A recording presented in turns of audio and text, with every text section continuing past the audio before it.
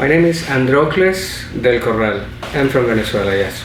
I came to Canada, specifically to Ottawa, in 2007, the 23rd of July, 2007. Whatever started happening from the beginning of 1999, to be specific, because Chavez won the election. I think that was the only time that he actually won an election, because after that they took over the election institution, whatever it is called, Consejo Nacional Electoral. So Chavez came with a proposal, or proposition, whatever it is in English, you can edit that, saying, okay, I'm here to distribute the treasures like even to everybody, so everybody will be happy, everybody will have money, everybody will have a good health system, etc., etc., etc., which was a really attractive promise, especially for a population who was struggling and eager of a change. What I saw that it caught my attention, especially when I was living in the country, we had, for the first time in life, we had an Iranian airline and the biggest national airport, which is in La Guaira. So Maiquetía, Aeropuerto de Maiquetía. So there was a direct flight from Venezuela to Iran. Nobody used that freaking plane. So they flew, I remember it was twice a week or 3 times a week with no passengers. So obviously they were bringing a Iranian, I don't know what kind of drugs, whatever, obviously protected by the government directly. And everybody knows it, but nobody is willing to say it because they are scared of speaking out about it. Like the most popular beer in Venezuela is Polar, and Polar is an emporium. It's not even beer. They make in Venezuela at least 35% of the food. Mayonnaise, harina pan, when they make the basic arepas, sauces, you name it, they make it, they produce it. And in the best emulation of the government, the Castro's government, they tried to take over every single productive business, and what they call expropriation. I don't know if that's a word in English, expropriation. And they just simply don't know how to manage it, because they don't have the skills. They don't have.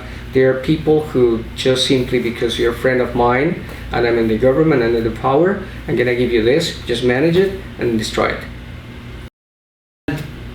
And that's the other thing. Okay, the farms at this point in Venezuela, there's no production. I would say that 10%, 50% of the global production of food and actually the services coming from private industries or private business is just down totally. So it's pretty much nothing what we produce in Venezuela nowadays.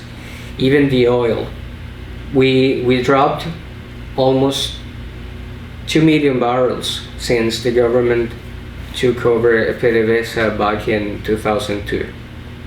So you're saying that the Chavez regime actually expropriated Polar, which makes about 30 It's trying to expropriating Polar in phases. Okay, they have different buildings. And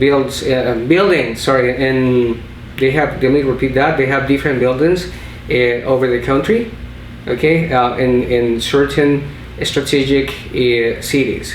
For instance, they have buildings in Caracas, they have buildings in El Tigre, they have buildings in Zulia, etc., etc. So they're trying to take over those buildings to restrict, to force them to stop doing business.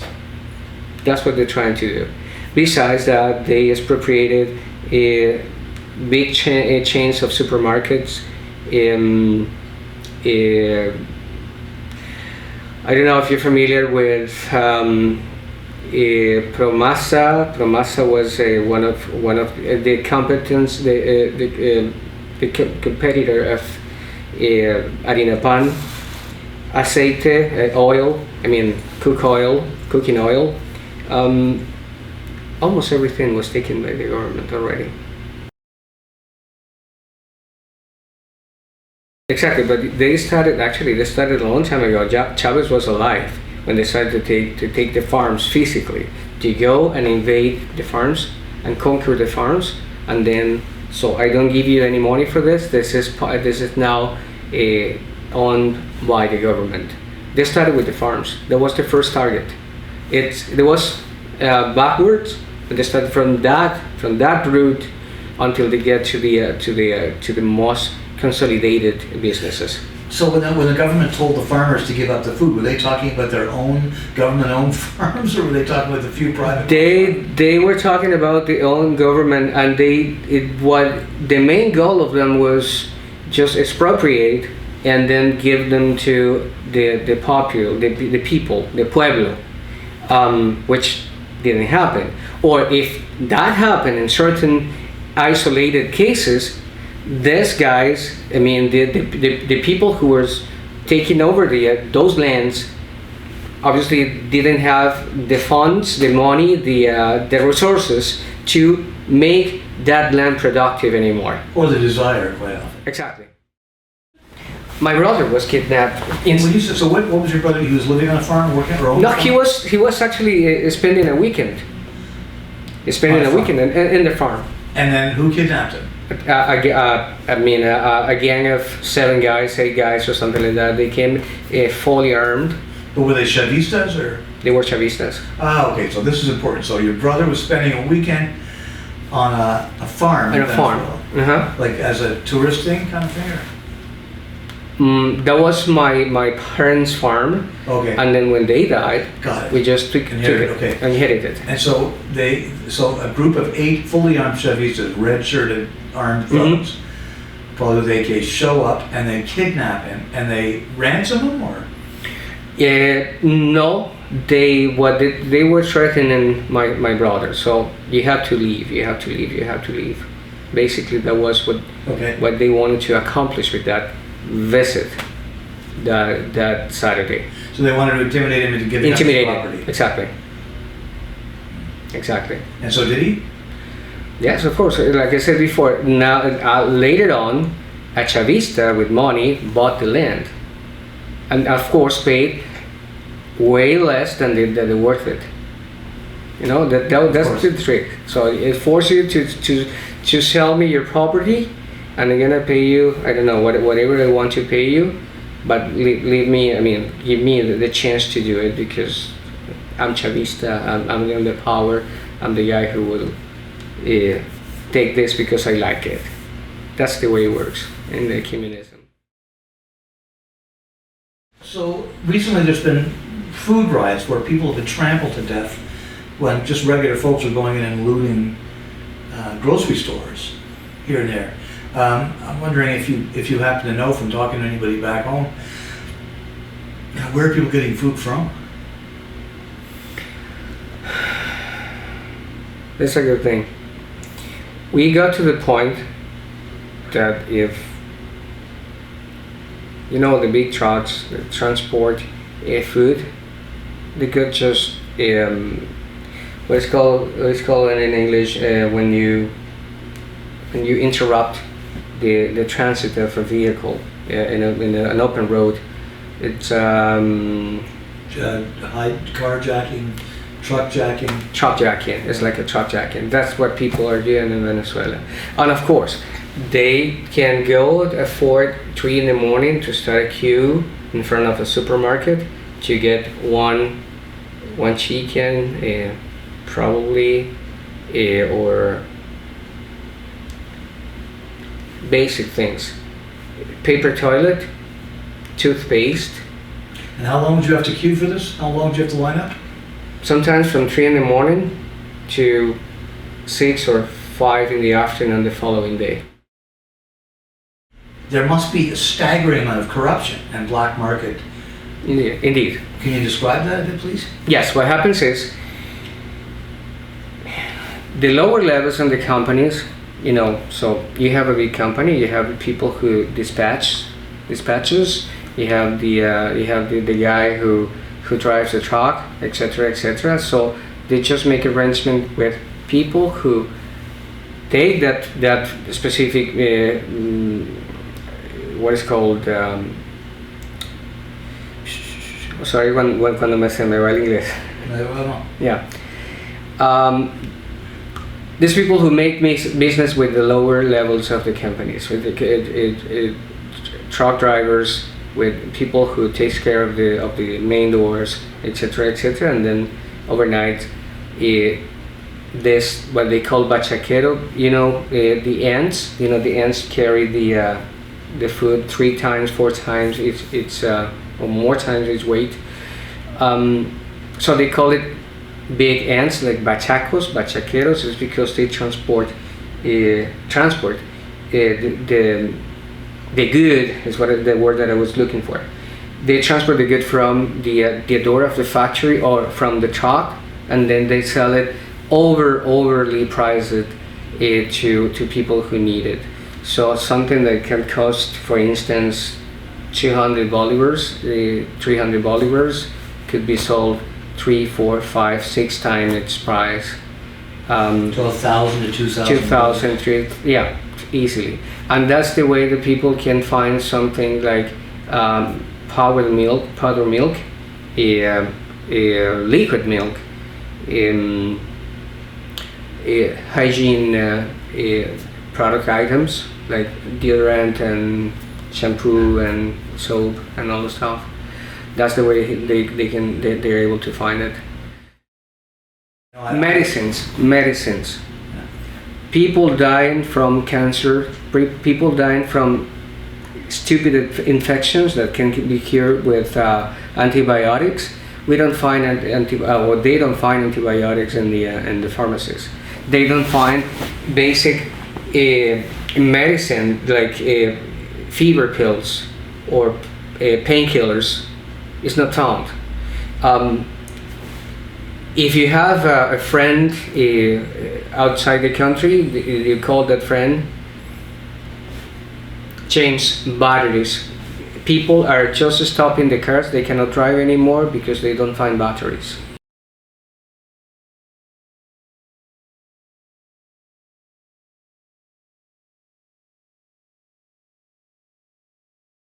Corruption, extra corruption. And obviously that circle is managed by the government as well. Because this is a crime, okay? They're committing a crime when they steal or when they hide the food when they had those items, and then they try to sell it to the population overpriced. So corruption, more corruption, and more corruption, which is ultimately the actual sense and the actual spirit of the communism, from my perspective.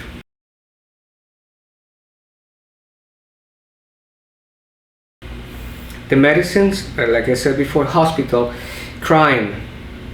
We have 70 to 80 murders every weekend just in Caracas, which is the capital city. Just in Caracas. Reasons?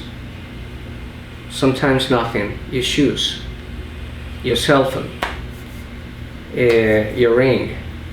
You cannot wear this in Venezuela.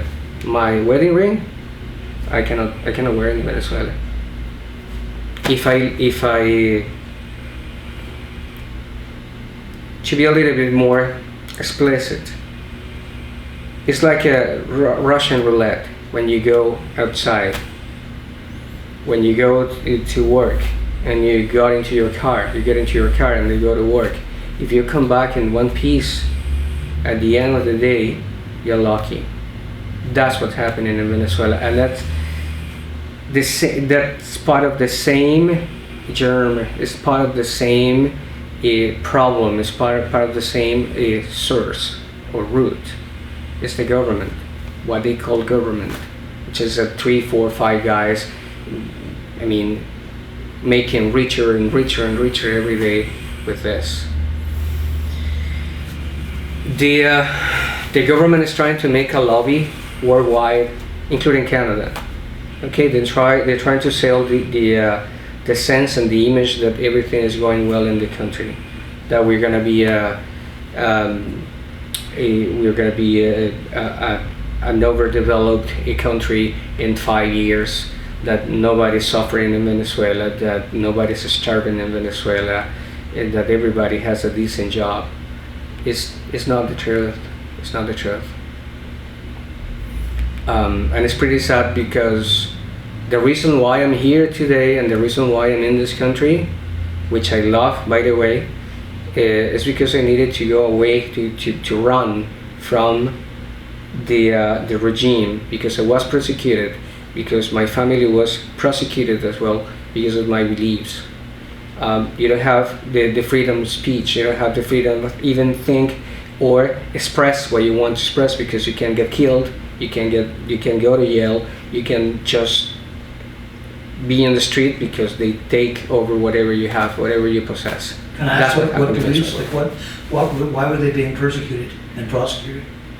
Because if you have here, you have pretty well determined and separate what is the government and what's the opposition. The opposition can say, I don't like what you say, I don't like what you're doing, and the government respects that point of view, and vice versa.